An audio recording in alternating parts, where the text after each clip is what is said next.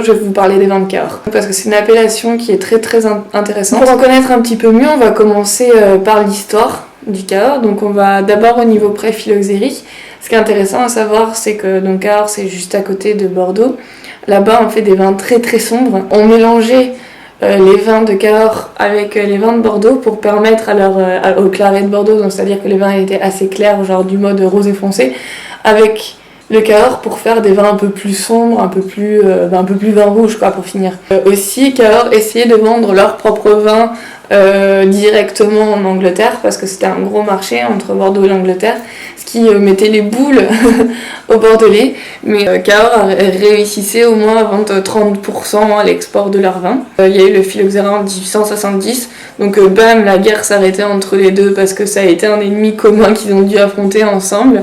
En 1930, une fois que les porte-greffes ont été découverts et implantés dans le vignoble, ceux qui sont donc résistants au phylloxéra, il y a eu la création, on a essayé de rechercher d'autres cépages.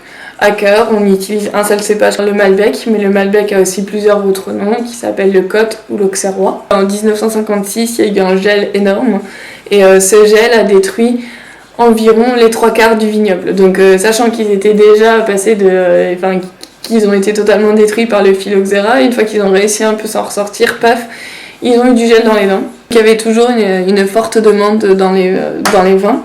Donc ils ont commencé à faire des vins de table à l'aide d'hybrides, donc très moyens, très peu qualitatifs, mais en tout cas ça répondait à la demande. Et à partir à peu près de 1971, les vins de qualité ont été remis en scène parce que au fur et à mesure d'autres vignobles se sont implantés, donc tu arrives à faire de plus en plus de vins.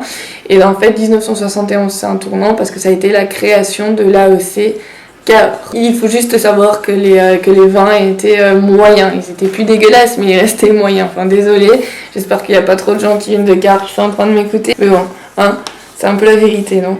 Il y avait une forte activité du négoce à l'époque, donc ce qui fait que les vins qui étaient plutôt vendus en vrac se sont vendus désormais par les négoces et au moment de la création de l'appellation plutôt en bouteille. Il faut savoir que à cette époque-là, quand il y a eu l'AOC, il n'y avait que 100 hectares de vignes contre 4000 actuels. Donc on est passé de 80 000 hectares à rien du tout, à 100 hectares de vignes pour remonter progressivement à 4000 hectares de vignes. L'époque qui a vraiment monté en termes de qualité pour les vins de Cahors, ça a été compris entre 1990 et 2002.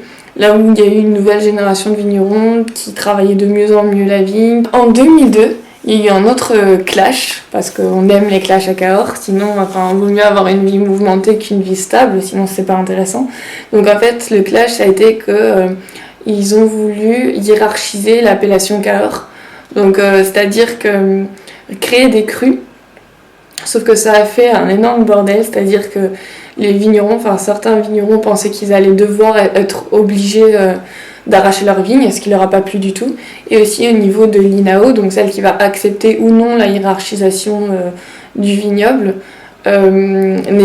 trouvait que la répartition des aires n'était pas suffisamment claire.